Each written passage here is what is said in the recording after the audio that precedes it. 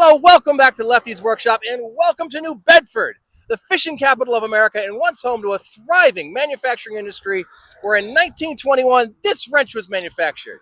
Today, we're going to restore this wrench and bring it back home.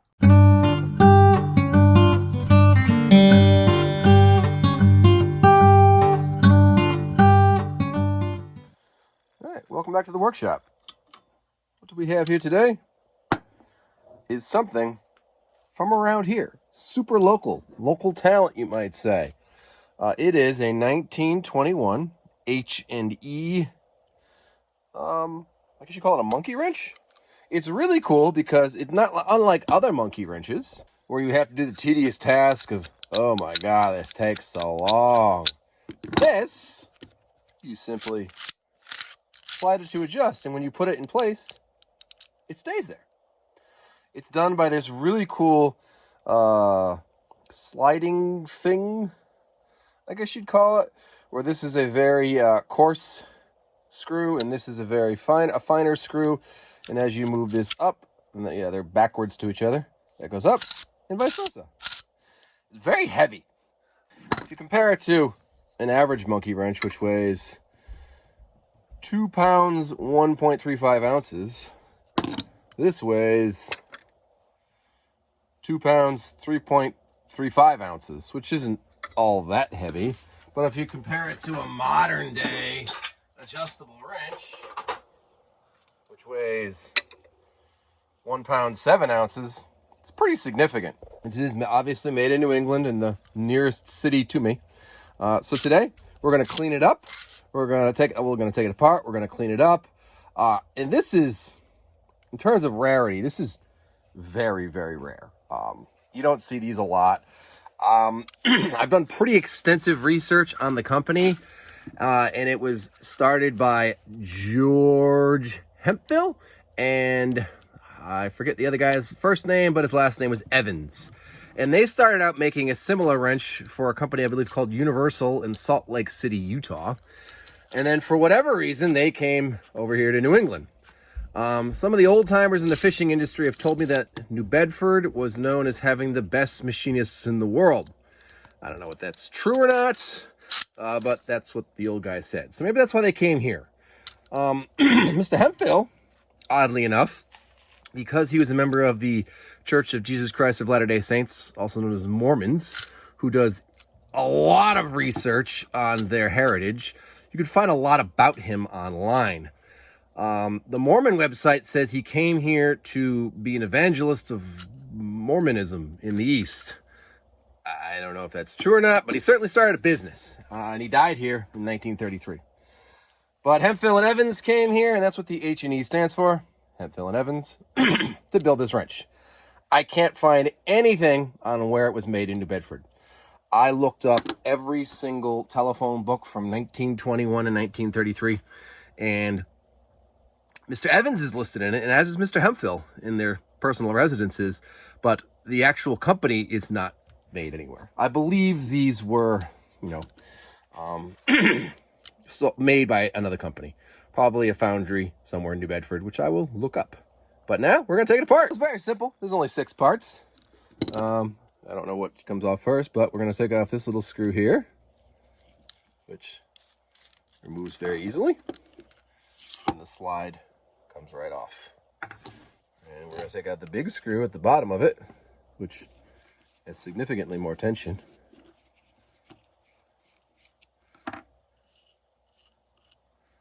That comes off, and then I believe that comes out, and the piece de resistance of the whole thing comes out as well. And that's it. Just 1, 2, 3, 4, 5, 6 pieces.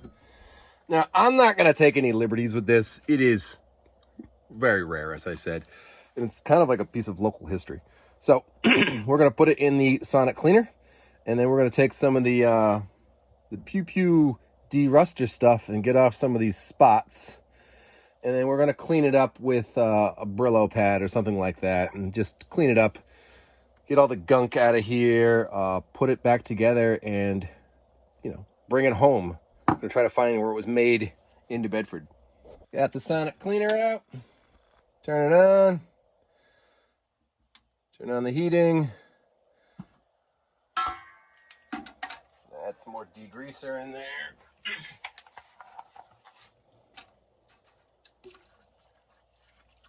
There we go.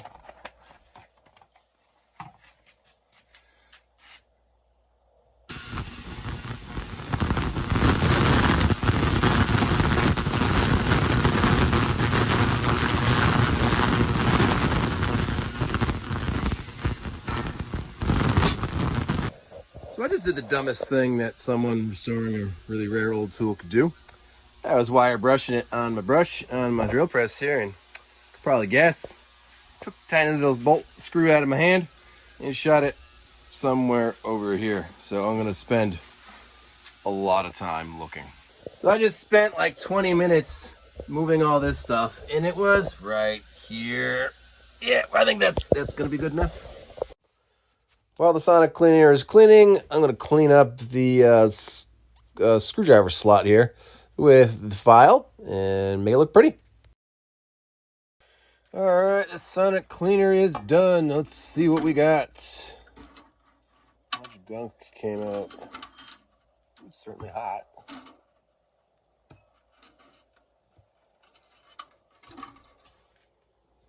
All right, so that got a lot of the old gunk out, or loosened it up a little bit here. But I think we still need some substantial work. Take a paper towel and jam it in there a little bit. Get all the goo out. Alright, so the jaw is not much different than a modern day adjustable wrench jaw, although that has a little piece that goes up longer that this doesn't need. It's made out of some pretty hard, nice steel. Oddly enough, I don't think this was forged. I think it was all done using a mill, because it's all just mill marks. These are original factory mill marks on here.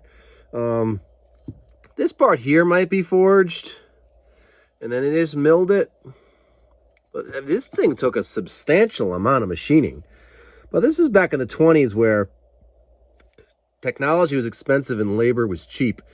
Now everything is opposite of that. Technology is cheap and labor is expensive. But like, this must have been, they didn't have automatic CNC machines back then, and this certainly isn't cast. This was machined by a person using a lathe, very similar to my South Bend 13. And somebody made this. This looks cast. Yeah, this is definitely cast. But yeah, a lot of work went into making this. I can't imagine this was a cheap tool to buy in 1921 when it was new, which is probably why the company did not last. Now, I looked it up some more, and Mr. Evans, he went on, and they split up. Evans and Hemphill split up in about 1929 during the Great Depression, when they both lost a significant amount of money. I can't imagine buying an expensive wrench was what most of your average working people were going to do after that started. And then Mr. Evans moved down to Fall River, about 20 minutes away from New Bedford, and started up his own company and built something very similar to this, that in fact a guy in England today has started a startup to make that wrench again. It was similar to this, but it wasn't nearly as heavy. It was kind of made out of bars, and this was all hollow, but it still had this same principle as this, with a sliding mechanism, which is cool. All right, now we're going to get my de-ruster and try to get some of the rust off. So this is the stuff that came with the Pew Pew blacketing kit, the blue and rust remover. We're going to try that because that worked really well on the Sargent wrench. And we're going to see what we can get off. So we're just going to put a little bit of this on a Scotch-Brite pad and rub away. Oh, that's actually working very well.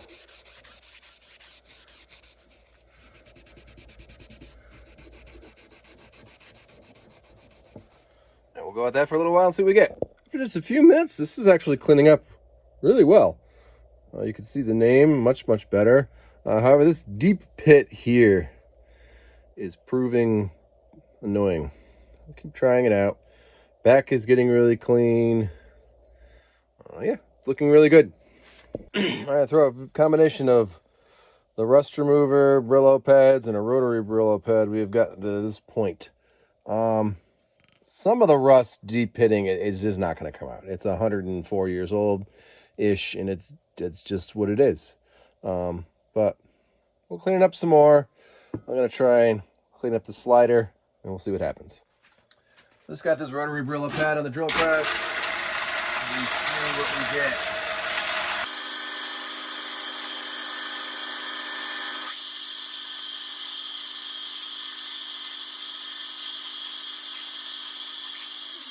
We had one last dip in the sonic cleaner.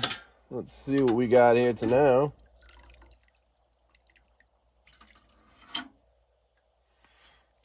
All right. Ooh, that's hot. Hot. Hot. I think that really got the goo out. All right, let's see. Oh yeah, look at that. That got all the nastiness out. So we're gonna clean this all up, and then I think we'll put it back together with some oil, obviously.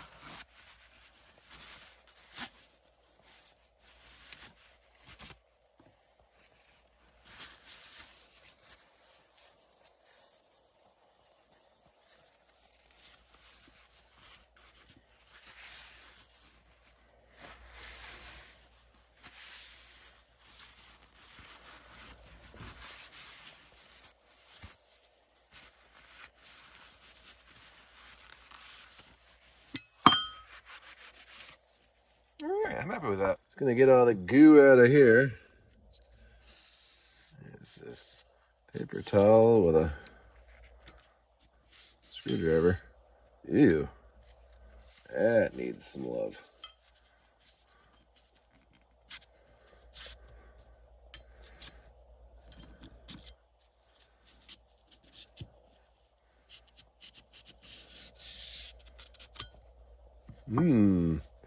Guess we keep doing that till nothing else comes out.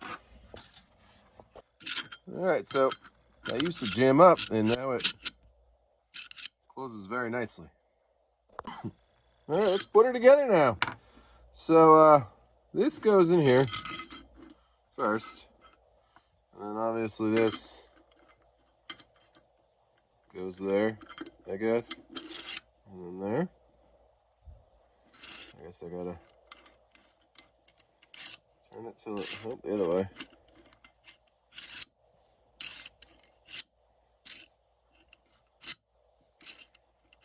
There we go. Closes all the way. All right, and then we take this. Now we are gonna put some oil in here though first. Probably more than it needs, but you know, that's okay. It'll all come out. I have no idea what kind of oil would have been put in here, but some is better than none. And this, we'll put some oil in there too. I'm sure this hasn't had anything amounting to oil in it in a very long time. And this goes somewhere here. The big screw that I cleaned up goes down the bottom.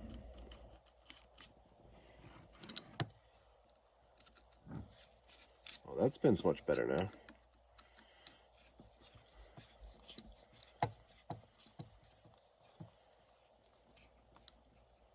We'll adjust how tight that needs to be. Now, this placement of this, I don't think we want it. We'll try here. And you see it has a little stop machined on the end of it so it doesn't go in too deep. I'm sure this is going to take a little bit of finagling to see what actually works best. Okay. That works well.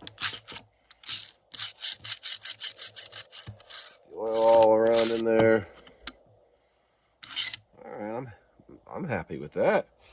Good. Tighten this up a little bit down here.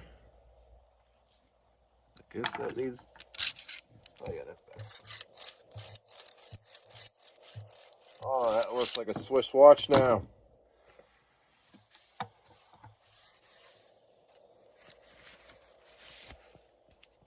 So, there you go. H&E wrench. Now, let's bring it home. We go traipsing through New Bedford trying to find where this thing was made. Let's give it a little test. We open it.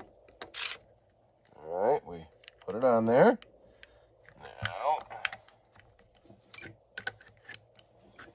okay, that is not moving. I mean, the jaw is not moving. It stays in place. I like that. I wonder how many times I can test this bolt on this vise before this bolt breaks. Yeah,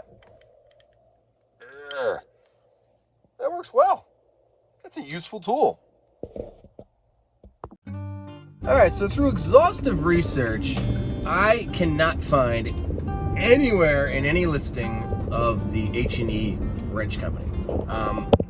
I don't think they actually manufactured themselves. I can't even find an office where they were headquartered at. I'm pretty certain that they were contracted out. Now, in 1921, there was about 3 places in New Bedford where that had the capacity to build such a wrench. We're going to visit all 3 of them and then talk about which one I think actually made it. So, welcome to the Port of New Bedford. One of the biggest fishing ports in the United States, so I'm told. Here we have the State Fishing Pier, which, oddly enough, way back in the day, used to be home to the New England Steamship Company, which is where my 13-inch South Bend lathe was housed, working for the Steamship Company. First stop on our tour, this stone building over here, it used to be the Acushnet Iron Foundry. They manufactured all sorts of stuff, mainly for the boating industry, but they did do contract work. But however, through some extensive research at the New Bedford Public Library, I found out that most of what they did was brass propellers and fish rigging. So while they had the capacity to manufacture the wrench, they probably did not.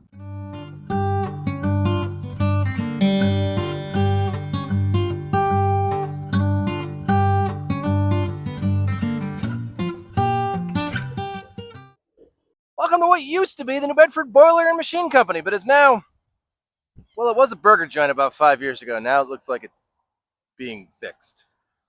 I don't know. So while they had the ability to build that wrench, they probably did not have the capacity.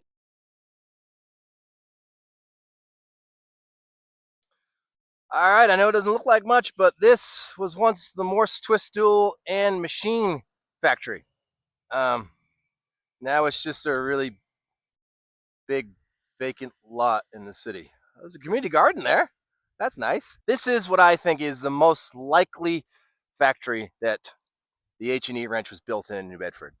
This was probably in the 1920s, one of the larger factories that did machine work. There were other bigger ones that built textiles, but this was the largest industrial facility in the city that did manufactured work. They also did, by research, a lot of contract work where they made things for other companies, most likely this wrench. So this is it. And now a vacant shed marks the spot. So that's it, little buddy. Welcome home. Enjoy being at home. So thank you for watching. Please remember to like, subscribe, and share, and we'll see you next week. Bye, little wrench. Have a good life. See you later.